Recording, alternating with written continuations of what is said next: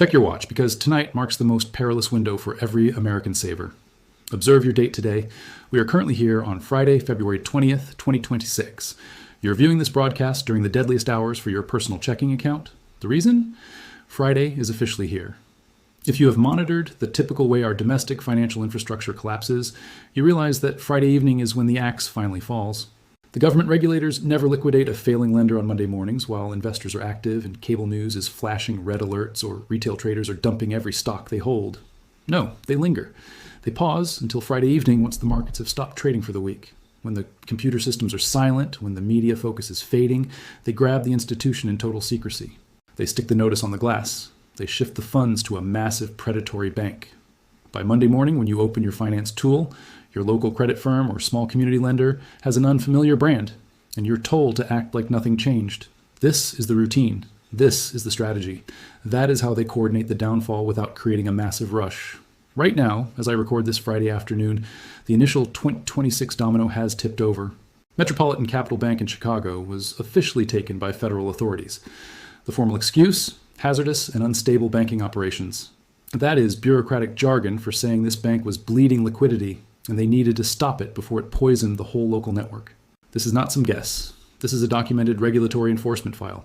Corporate media spent maybe 90 seconds on it before switching back to which Silicon stock might protect your money. They want you to ignore the pattern. They want you to forget that back in 2023, we saw Silicon Valley Bank, Signature, and First Republic.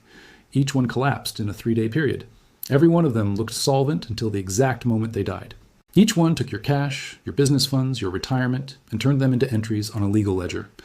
So here we are again, Friday afternoon. The early warning signal is dead, and tonight is Friday.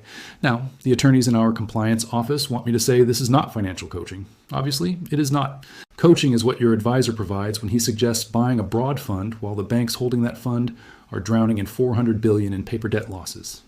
This is not advice. This is a field briefing from the front lines of a currency struggle that most citizens do not even perceive.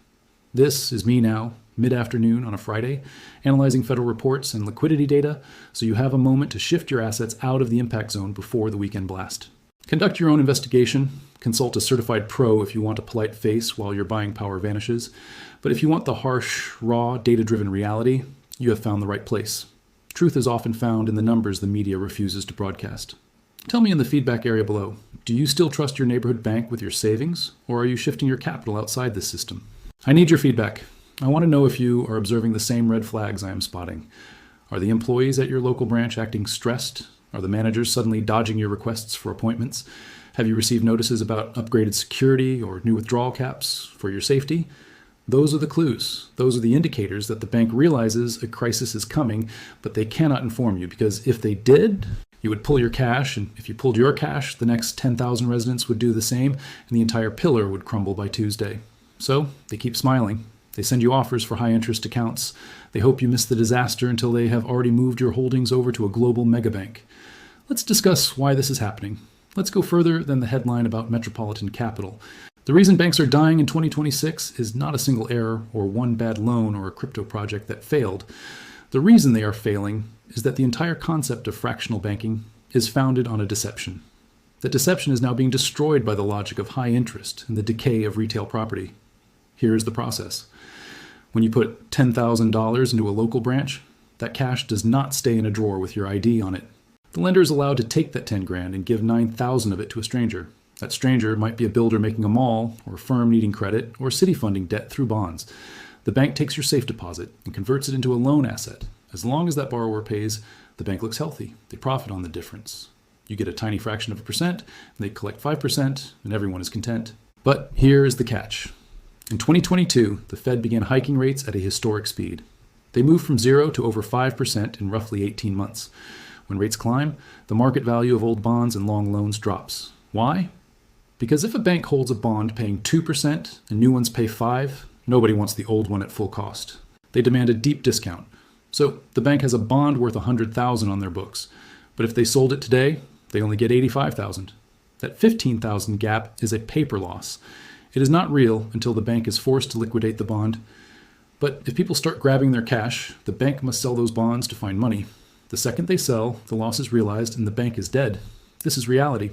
This is exactly what killed Silicon Valley Bank in 2023. They had $60 billion in bonds that lost $16 billion in value. They were stable as long as no one asked for their funds back. But the moment savers got scared, SVB had to sell at a loss. That loss killed their safety net, and the government had to step in. The same story hit First Republic. The same story hit Signature. Now in 2026, we are watching a sequel, but this time the monster is not just bonds. It is commercial real estate. Commercial property is the hidden bomb in the basement of local banking. During the lockdowns, offices and malls lost most of their occupants. Firms found out they could operate from homes. Shops shut down. Eateries failed. All those vacant towers are tied to loans made back in 2018 when the world seemed stable. Those loans are failing now. Owners cannot pay because the building is empty and the rent has vanished. So the loan defaults. When that happens, the bank has to admit the loss. That loss eats their capital, and if they run out, they collapse. How much retail debt are we talking about? The total risk across U.S. local banks is over $500 billion. A massive chunk of that is tied to buildings that are now useless. Empty skyscrapers in cities, dying malls in the heartland, hotels without guests. These are not temporary problems. These are permanent failures. The land is worth less than the debt. The borrower will quit, and the bank takes the building, but the building is a liability, so the bank suffers. If they take enough hits, they die. Metropolitan Capital in Chicago had a book of retail loans that were underwater. The government moved in because they lacked capital. That is the press release. The true story is that Metropolitan is not alone. There are hundreds of banks holding the same toxic debt, praying they can pretend long enough to survive. But the world is not going back. Office use is still very low. Remote work is the new standard. The need for big offices is gone forever. That means those loans will never be paid back. When I say Metropolitan is the warning sign, I am being literal. This is the first failure of 2026. It will not be the last. The government knows it. They know if they let banks die during trading hours, it triggers a chain reaction. Prices will tank, people will run, the sickness will jump from bank to bank. So they wait for Friday, they seize the bank at dusk. They move the funds and hope the news dies by morning. But you will not forget because you are here. You recognize your deposits are not secure. The numbers in your account are not cash. They are a promise from the bank, an IOU, a pledge that they will pay you later. But if they have no cash because they lent it to a failing mall, they cannot keep that promise. Then the government steps in and you become a name on a list of creditors.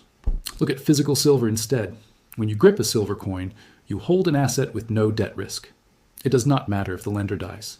It does not matter if the market crashes. The silver is your property. It is in your hand. It cannot be deleted. It cannot be stolen by a bank's computer error. It cannot be lent out to 12 other people. It is physical. It is tangible. It is the only money that has survived every single banking death for 5,000 years. In early 2026, as we face this new crisis, silver is the boat most people ignore. I stay up late reading these federal reports so you can protect your family before the crowd panics. I'm tracking the internal problem lists that are hidden from you. I do this because big media is too busy taking ads from the failing banks. They want you to stay calm while the ship sinks. If this data helps you, please consider using the Super Thanks button to keep this channel running. This is how we fight the system. Your help is vital. Now, what happens tonight? Tonight is Friday. If a seizure is coming, it happens after 4 p.m. Eastern. They wait for the computers to go quiet and then drop a press release at 7 p.m. They will say XYZ Bank is closed and your money is moved. They will claim the insurance fund is robust and everything is fine. They hope the fear stays contained, but it won't work this time. A digital bank run moves faster than any government can print. People who lost money in 2023 aren't waiting. They will pull out now. They will move to gold, silver, or hard assets. When they do, the next bank falls, then the next.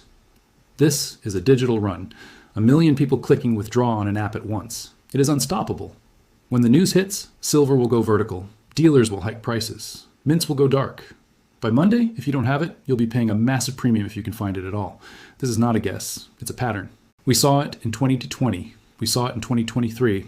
The people who waited got left behind. If you're watching this on Friday afternoon thinking you have time, you are risking everything. You must be ready before the event. You have to move while the water is still calm.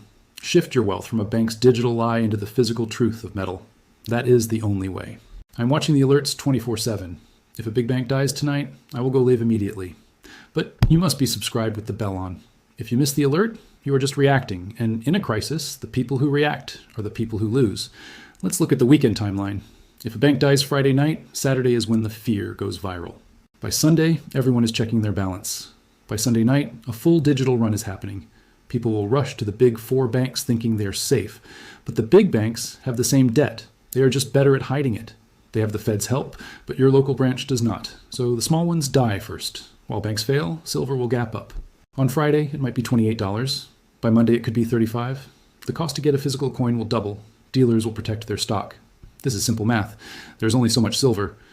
When a crowd rushes for the exit, the door gets jammed. I have seen this happen 3 times recently. The paper price and real price will separate. Remember, a silver fund is not silver. It is another promise. If you don't hold it, you don't own it. In a crisis, they can pay you in failing dollars instead of metal.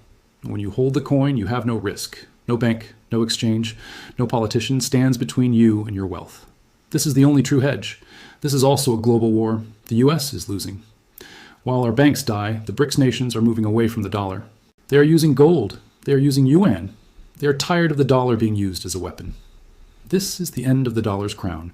When the world stops needing dollars, they all come back here and cause massive inflation. Not a little inflation. Life-changing inflation. Milk at $50, gas at $200. If you think I'm joking, look at history. When a currency dies, the people with bank accounts go broke. The people with silver stay wealthy. Tonight is Friday, the day banks die. I'm not trying to frighten you. I'm trying to wake you up. The government will not save you. Insurance has limits, and it's paid in paper that is losing value. I'm taking my risk to zero now. I am my own bank. If you want to see exactly what I am buying, click the join button and become an insider at Commodityadvisor. You get my strategy, my dealer list, and my real-time buy alerts. We are building a community outside the system. This is not a drill. Metropolitan Capital was the first. Tonight is the test. You have a few hours left. Move your wealth into the truth. Do it before the window slams shut, because by Monday the price will be gone. I will see you then. Keep your eyes open, keep stacking, and do not trust the people who are stealing your purchasing power.